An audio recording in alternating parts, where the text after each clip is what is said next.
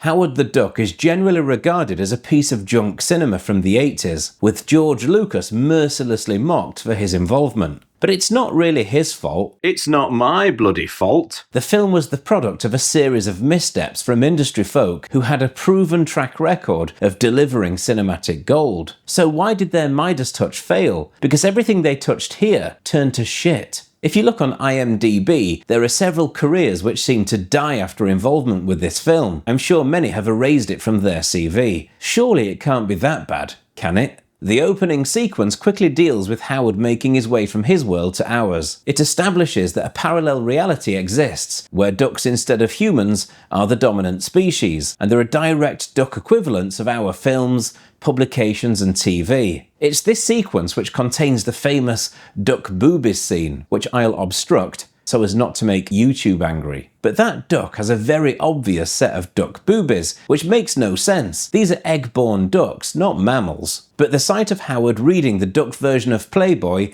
kicking back watching TV, having a beer, and then the sight of duck boobies all suggest that this is a film aimed at a more mature audience, not kids. But moments later, when Howard is in our world and his soon-to-be love interest is assaulted in what seems to be a similarly not-for-kids moment, the language used is overly childish. Come here, snot-nose! Oh no, not snot-nose. It's a jarring shift in direction, and that antithesis of sentiment is what I personally feel was the main issue with this film when it came out. I watched this when I was about 8, and I thought the boobies were hilarious. I actually thought it was a pretty cool film at the time, but I can see how adults found the mismatch of maturity levels in the narrative to be a mess. I've heard that some parents felt that this was unsuitable for a young audience, which I don't actually agree with, but I can understand it. And I think even teens who might feel a bit adverse to watching stuff they felt was for kids would find it a bit childish looking. The film seems to contain everything, from impressive practical effects, body horror, animatronics, suitmation, stop motion, great performances, some over-the-top performances,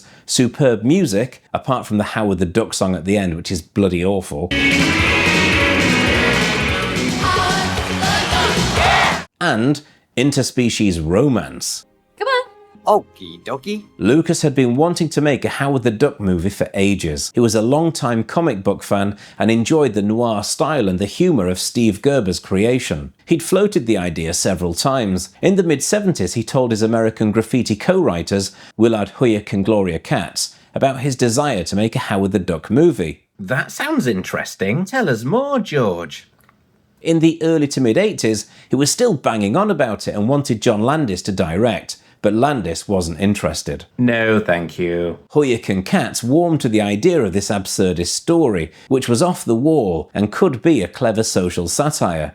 They penned a screenplay. After Universal turned down Star Wars because they felt the project was a bit too ambitious and that sci-fi was a bit hokey, they jumped at the chance to produce a Howard the Duck screenplay written by friends of George Lucas, Huyck and Katz, who had written on American Graffiti, Indiana Jones and the Temple of Doom, and were uncredited scriptwriters on the first Star Wars movie. Universal's stance on sci-fi and George Lucas's ability to deliver had changed somewhat over the years. I'm a Star Wars! And Huyck was to direct, with Lucas as executive producer. The original concept was a film noir detective story designed to be animated, but the studio wanted a sci-fi action comedy film. They wanted to emulate Ghostbusters. Frank Price was the head of Columbia Pictures and was infamous for greenlighting massively successful pictures such as Karate Kid, Gandhi, and Ghostbusters. He became head of production at Universal. He had a keen eye for risky projects which seemed lame but delivered milestone pop culture pictures, and Howard the Duck was to be the next big crazy sci-fi comedy movie. Except it wasn't. And in the film's defense, some of the main criticism it faced doesn't seem fair. The onslaught of puns and duck-related titles are groan-worthy. No more Mr. Nice Duck. And feel a little heavy-handed, especially in the opening sequence, but it's actually a really impressive bit of world building. We don't see much of Howard's world, but we get a great understanding of it, and the attention to detail is pretty amazing. Wow! The physical duck suit was often derided as ugly or rubbish looking, but it's not. It looks pretty great, and the movement of the mouth and the eyes is actually pretty fantastic. There were so many failed attempts, and they had malfunctioning Howards, overheating Howards, even exploding Howards. The use of puppets and animatronic props, alongside man-in-a-suit live action, leads to some discrepancies in the look of Howard between shots. But it's pretty damn close. And come on, nobody says that Terminator is unwatchable because Arnie's head at some point is clearly fake, or Star Wars is shit because the creatures look like puppets. The visual effects created here to bring the Duck to life are outstanding. They really are. Don't listen to the haters. A lot of that magic comes from Ed Gale. Originally, a child actor was hired to play Howard, with Ed Gale providing some additional footage and act as a stunt double. But Ed Gale's role was extended, even though he was taller than what they wanted. His adult body provided a less juvenile way of moving, which suited Howard much better. Talk about an identity crisis. Also, because Ed wasn't a child, he could work longer hours, which was essential considering the hours it took to apply the duck suit in the first place. His performance shines through, and the combination of animatronics and subtle physical movements really bring the character to life. What are you, crazy? Lea Thompson adds some real essence of the 80s to the film too, after coming to this hot from Back to the Future. As leading lady, romantic interest and singer in Cherry Bomb, she's a great addition to the film and brings a playful element to the role and seems to take the film seriously but is aware that it's all a bit weird. She also found it much easier to work with Ed Gale rather than a child. I just can't resist your intense animal magnetism. I suppose intimate scenes must feel a bit odd when you're face to face with a 12-year-old. Which brings me to Jeffrey Jones, the disgraced actor who was also a face of the 80s and a familiar on-screen presence well into the 90s. He seems to love his bordering on over-the-top role in this film as Dr. Jennings, who is transitioning from scientist to evil dark overlord. Less impressive is Oscar and Golden Globe Award-winning and multiple BAFTA and Grammy-nominated actor Tim Robbins. Whereas Jeffrey Jones borders on over-the-top, Robbins pushes into Manic territory with his Phil Blumbert. Clearly, Robbins is a massive acting talent. Many years on, he's the most famous person in this feature, but this was his first film, and the performance squeezed from him is annoyingly crazy and full of manufactured quirkiness, which wears thin quite quickly. It's nothing! It's nothing! Never mind! A fact often mentioned about this film is that Robin Williams was originally brought in to voice Howard, but he found having to perform to the already filmed mouth movements, beak movements, was too limiting, so he left the project. Chip Zien, hopefully I've pronounced that correctly, voices Howard well though. His voice works. Although I would have loved to have heard a Robin Williams voiced Howard, I think it would have been difficult to get past the fact that it was Robin Williams. Nanu. So what we end up with might be less interesting, but it serves the character well. The score for this film is incredible. Thomas Dolby created the Cherry Bomb tracks, which nail that unmistakably 80s sound. But it's John Barry's score which elevates the film. That's John Barry, the score composer for James Bond, Born Free, Dances with Wolves, and many more. Barry's score was celebrated even when the film itself was seen as a train wreck. It captures the noir feel perfectly, but because the film deviated from that, additional more light-hearted pieces were composed by Sylvester Levay, creator of the incredible Airwolf theme. He also did the score for another bonkers 80s movie, Manic. Watch my video. I've already mentioned the Howard the Duck suit, but the film is full of visual effects. The film had a budget of around $35 million. That's more than Ghostbusters or Labyrinth. It's about 50% more than Back to the Future. We're sending you back to the future! A big chunk of that budget was spent on visual goodies. And it shows. There are explosions, set pieces, miniatures, practical effects, and some wonderful stop motion by VFX legend Phil Tippett, whose work was an essential part of such films as Star Wars and RoboCop. And if you haven't seen it, you have to watch Phil Tippett's Mad God.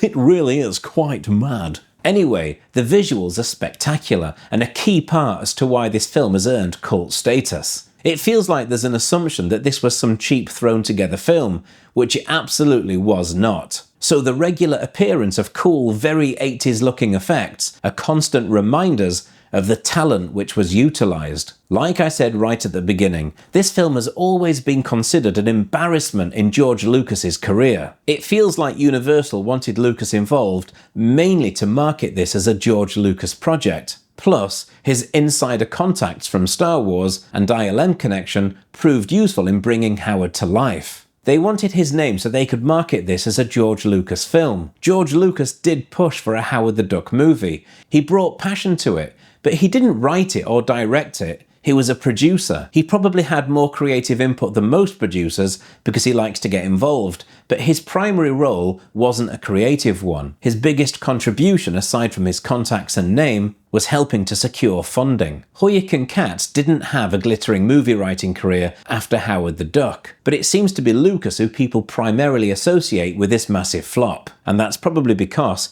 his name was plastered all over it. It was designed as an animated film, but Universal wanted a summer hit. They needed to get it out quickly, and there it was. George Lucas Presents. You can imagine word spreading, as families expecting a Back to the Future type sci-fi action adventure ended up watching duck boobies, visual effects which may be too scary for younger kids, and oddly adult-themed imagery. They must have gone back home and told their other parent friends not to bother. This was a film you'd naturally expect to be enjoyed by the whole family, but wasn't. That isn't to say that you can't. I'm sure a lot of families did enjoy it, but it didn't have mass appeal and it cost a bomb to make. Who is this film for? Not fans of the comic, not kids, not adults. The film could have stuck to the original vision and been an animated feature with limited appeal, but succeeded within that realm and enjoy critical success. Or, instead of pushing the sexual and mature elements to the limits you can get away with in a kids' film,